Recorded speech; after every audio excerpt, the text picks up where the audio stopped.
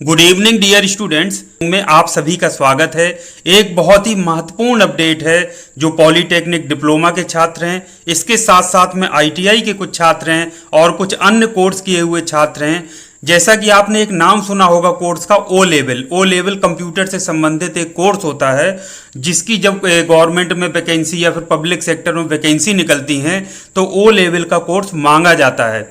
उससे होता क्या है, बहुत सारे ऐसे कंप्यूटर से संबंधित कोर्स चलते थे पॉलीटेक्निक डिप्लोमा में, अभी भी चलते हैं आईटीआई में। तो उन छात्र छात्राओं की डिमांड थी कि उनको ओ लेवल के समकक्ष कर दिया जाए। अभी तक ये नहीं था, तो ये एक नया शासनादेश हुआ है जिसमें पॉलीटेक्निक डिप्लोमा की कुछ ब्रांचेस हैं जिनको ओ लेवल के समकक्ष कर दिया गया है। आईटीआई की कुछ ब्रांचेस हैं जिनको ओ लेवल के समकक्ष किया गया है, और इसके साथ साथ कुछ अन्य कंप्यूटर से संबंधित कोर्स भी हैं जिनको ओ लेवल के समकक्ष कर दिया गया है। इसका मतलब ये है कि यदि किसी ने ओ लेवल का कोर्स नहीं किया है, लेकिन ये जो शासनादेश जारी हुआ है, इनमें जो सूची है उसमें से कोई भी कंप्यूटर का कोर्स किया है, चाहे वो पॉलीटेक्निक डिप्लोमा के रूप में हो, चाहे आईटीआई में कोपा के रूप में हो किया है, तो उनको ओ लेवल के समकक्ष माना जाएगा और वो सभी जो गवर्नमेंट नौकरियां निकलेंगी उनमें वो पात्र होंगे अप्लाई करने के लिए। तो आइए देख लेते हैं। ये आप देखिए शासनादेश है डॉक्टर देवेश चतुर्वेदी, अपर मुख्य सचिव उत्तर प्रदेश शासन की तरफ से। जितने भी सभी विभागों के प्रमुख सचिव, अपर मुख्य सचिव, सचिव हैं, सभी जो विभागाध्यक्ष हैं, सभी मंडलायुक्त जिलाधिकारी हैं, पूरे प्रदेश के सभी के लिए ये पत्र गया है और ये आज की डेट में यानी लखनऊ दिनांक 5 मई 2022 को जारी हुआ है।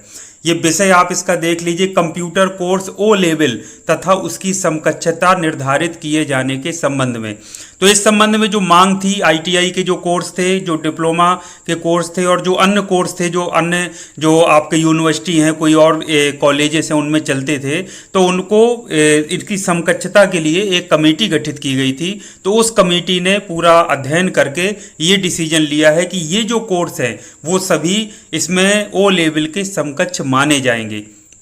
तो ये हम सूची की सीधे बात करेंगे।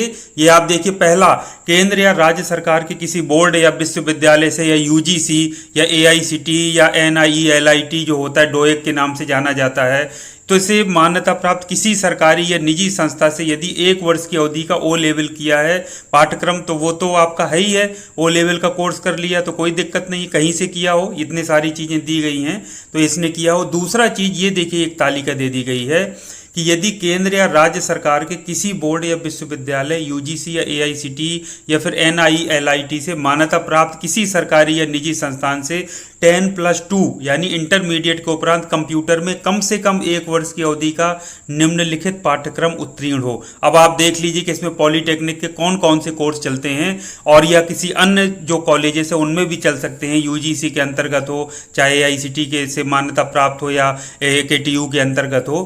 तो ये देखिए, जैसे डीओएपी यानी diploma in office automation and publishing, diploma in office management application, advance diploma in computer, advance diploma in computer applications, advance diploma in computer hardware, advance diploma in computer programming, advance diploma in computer applications, इसके अलावा diploma in computerised financial accounting. तो बहुत सारे देखिए, लगातार अगर आप देखते जाएंगे, नीचे आते जाएंगे, सारे कोर्स हैं। ये पीडीएफ मैं आपको शेयर कर दूंगा, इसको आप विधिवत अध्ययन कर लीजिए, और आपके परिचय में यदि आप स्वयं या कोई भी परिचय में आपके है तो उसको जरूर ये चीज़ बता दीजिए, क्योंकि आज के समय में जागरूकता ही सबसे बड़ा हथियार है, और वो व्यक्ति मजबूत है जो जागरूक है, जिसको चीज़ों की जानकारी है। तो अगर भविष्य में कभी वैकेंसी निकलती हैं तो जो सूचीबद्ध जो कोर्स हैं उनसे यदि किसी ने डिप्लोमा किया है तो वो उससे अछूता ना रह जाए, और वो कम से कम अप्लाई करने से वंचित ना रह जाए, ये जानकारी होना बहुत ज़रूरी है। अब जैसे ये कोर्स है, अब आप देखिए MOMSP यानी diploma in modern office management and secretariat practice, ये जो चलता है देखिए, इसको भी अब इसके समकक्षता की वो मिल गया है सर्टिफिकेट एक तरह से। तो वो भी बच्चे ओ लेवल के कोर्स में जहाँ भी मांग की गई है, डिमांड है, अप्लाई कर सकते हैं। ये देखिए, और advance diploma in information technology आप देख लीजिए, बहुत सारे ऐसे कोर्स हैं जो बच्चे करते हैं पॉलीटेक्निक संस्थानों से, इसके अलावा अन्य संस्थानों से। ये जो कई सारे जो इंजीनियरिंग संस्थान भी हैं वो भी चलाते हैं, यूजीसी वाले भी चलाते हैं। इसके अलावा जो आपका कुछ प्राइवेट होते हैं जो इंस्टीट्यूट जो इस तरीके के कोर्सेज संचालित करते हैं और वो मान्यता प्राप्त होते हैं। अब ये देखिए तीसरे नंबर पे आप देख लीजिए सूची के अलावा किसी केंद्र राज्य सरकार के किसी बोर्ड से, विश्वविद्यालय से, यूजीसी, एआईसीटी या एनआईएलआईटी से 10+2 या स्नातक के उपरांत, 10+2 के बाद भी कुछ कोर्स होते हैं, कुछ स्नातक के यानी बीए बीएससी के बाद होते हैं, तो 1 वर्ष की अवधि का, यदि न्यूनतम 1 वर्ष की अवधि का पीजीडीसीए जो लोग कर लेते हैं या डीसीए कर लेते हैं, उसने भी यदि ये परीक्षा उत्तीर्ण की है तो वो भी ओ लेवल के समकक्ष माना जाएगा। चौथा देख लीजिए यूपी डेस्को से, यूपी डेस्को भी कराता था डिप्लोमा इन इंफॉर्मेशन टेक्नोलॉजी में, यदि 1 वर्ष का डिप्लोमा डीआईटी उसने कर लिया है तो वो भी आपका ओ लेवल के समकक्ष माना जाएगा। पांचवा है स्नातक स्तर पर एक विषय के रूप में कम से कम 1 वर्ष कंप्यूटर साइंस या कंप्यूटर एप्लीकेशन रहा हो। ये बड़ी महत्वपूर्ण बात है, यदि किसी ने स्नातक यानी चाहे वो बीए हो, चाहे वो बीएससी हो या बीकॉम, कोई भी यदि कोर्स उसने किया है स्नातक में और 1 वर्ष कंप्यूटर साइंस या कंप्यूटर एप्लीकेशन का उसका रहा हो या कोई उसने विषय इस तरीके के पढ़े हो कम से कम 1 वर्ष, तो वो भी इसके लिए समकक्ष माना जाएगा ओ लेवल के लिए। उसको अलग से ओ लेवल का कोर्स करने की आवश्यकता नहीं है।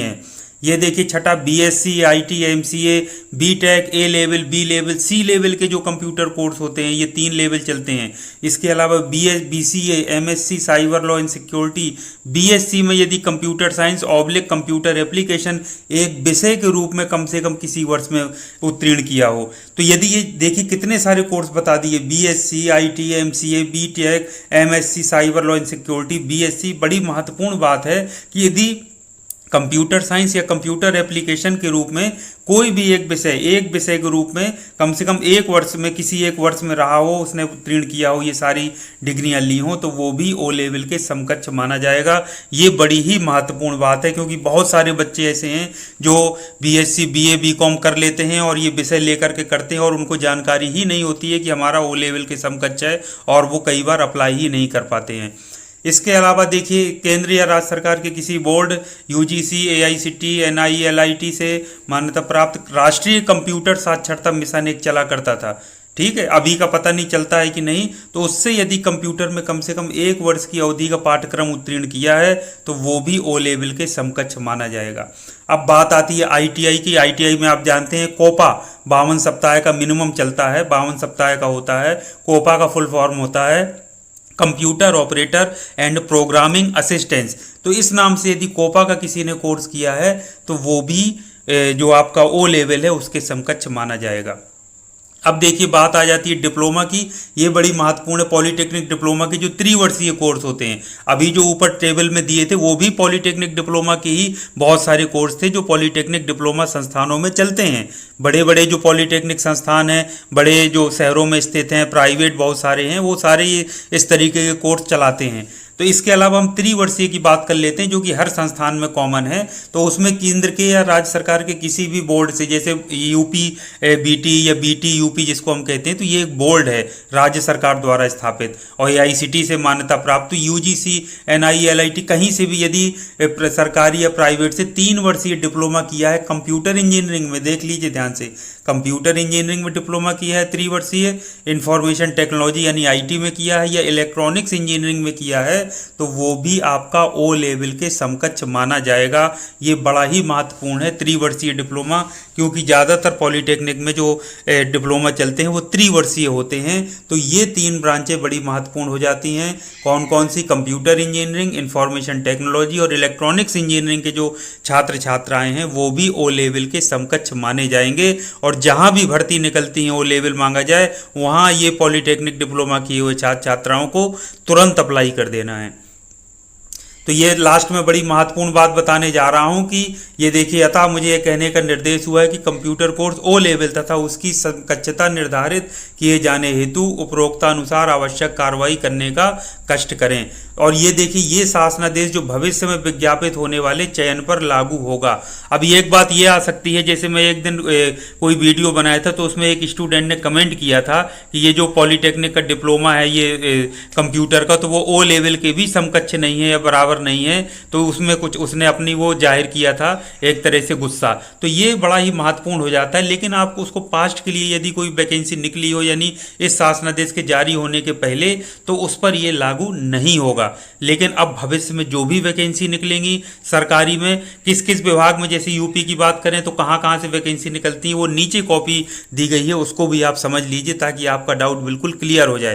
तो ये भविष्य में होने वाले जो भी विज्ञापन होंगे या विज्ञापित पद होंगे उनमें चयन पर लागू होगा। अब देखिए कॉपी किस किस को दी गई है, क्या आवश्यक कार्रवाई करना है, ये सबको जाती है, चाहे वो श्री राज्यपाल हो उत्तर प्रदेश के, उनके अपर मुख्य सचिव को, अपर मुख्य सचिव माननीय मुख्यमंत्री जी, प्रधान निजी सचिव, प्रमुख सचिव विधान परिषद विधानसभा, रजिस्ट्रार जनरल माननीय उच्च न्यायालय इलाहाबाद, सचिव राजस्व परिषद जिससे लेखपाल वगैरह की वैकेंसी अभी निकला करती हैं। इसके अलावा वैकेंसी तो ये निकालता है उत्तर प्रदेश अधीनस्थ सेवा चयन आयोग, लेकिन वो संबद्ध होते हैं, उससे संबंधित है, इसलिए वहाँ के भी प्रत्येक जो डिपार्टमेंट इस तरीके के हैं सब जगह इसकी कॉपी जरूर जाती है, इसलिए सचिव राजस्व परिषद उत्तर प्रदेश को भी कॉपी गई है। इसके अलावा देखिए ये आपका यूपीपीएससी जिसको हम कहते हैं, सचिव उत्तर प्रदेश लोक सेवा आयोग प्रयागराज, ये देखिए सचिव उत्तर प्रदेश अधीनस्थ सेवा चयन आयोग जिसको हम यूपीएससी कहते हैं, ये देखिए यहाँ पे गया है। तो इनसे अब देखिए यूपीपीएससी या फिर यूपीएससी से अब जो भी वैकेंसी निकलेंगी या जो अन्य डिपार्टमेंट सभी जगह ये गया है, वो अगर कोई भी वैकेंसी निकालते हैं तो उनको अब इस चीज़ को ध्यान रखना पड़ेगा कि इन ब्रांच से संबंधित बच्चों को भी कंसीडर करना है, उन पर विचार करना है कि हाँ ये समकक्ष है, विचार नहीं करना है बल्कि उसको मानना है, क्योंकि ये शासन ने आदेश किया है तो ये सबके लिए बाध्यकारी है। देखिए निदेशक सूचना था कि ज़्यादा से ज़्यादा प्रचारित प्रसारित कराया जा सके, सभी को ये गया है, सचिवालय के समस्त अनुभाग में गार्ड फाइल में लगता है। तो ये है शासनादेश यूपी का, और इसके ये बड़ा ही महत्वपूर्ण हो जाता है उन सभी छात्र छात्राओं के लिए जो इन संबंधित ब्रांचेस में, चाहे वो पॉलीटेक्निक की हों, चाहे ITI का कोर्स की हों या फिर कोई कंप्यूटर का कोर्स जो कि इसमें सूचीबद्ध किया गया है किए हों, तो वो पूरी तरह से एलिजिबल हैं ओ लेवल के लिए जो भी पद निकलते हैं, विज्ञापन निकलते हैं। तो ये था बच्चों महत्वपूर्ण अपडेट आप सभी के लिए। इसको ज़्यादा से ज़्यादा प्रसारित करिए अपने जानने वालों को जो कंप्यूटर का कोर्स किए हो, ताकि उनको जानकारी हो, और ओ लेवल जहाँ पर भी मांगा जाए, डिमांड हो, विज्ञापन पर लिखा हो, तो वहाँ पर देखें कि क्या आप इन सूची में से किसी के द्वारा पात्र हैं, किसी भी विषय में जो भी 1 2 3 किए गए पूरी तालिका दी गई है, पात्र हैं तो उसमें ज़रूर आपको अप्लाई कर देना है बिना उसमें किसी भय के। और इसमें आपको ये शासनादेश है इसको सुरक्षित भी रख लेना है, ताकि आप दूसरे कई जब शासनादेश नया नया होता है तो कई बच्चे और या फिर दूसरे जो गार्जियन होते हैं, कई बार उनके मन में भी इस तरीके के प्रश्न आने लगते हैं कि हम कैसे मान लें, हम कैसे होगा, कैसे पता चलेगा। तो ये शासनादेश है, शासनादेश अपने आप में एक बहुत बड़ी चीज़ होती है। अगर शासनादेश हो गया तो वो सभी को मानना ही पड़ेगा, ये बात आप समझ लीजिए। और सभी विभागों को DM से लेकर के कमिश्नर से लेकर के सभी प्रमुख सचिव, अपर मुख्य सचिव होते हैं, सभी को इसकी कॉपी गई है, इसलिए आप बिल्कुल निश्चिंत रहिए।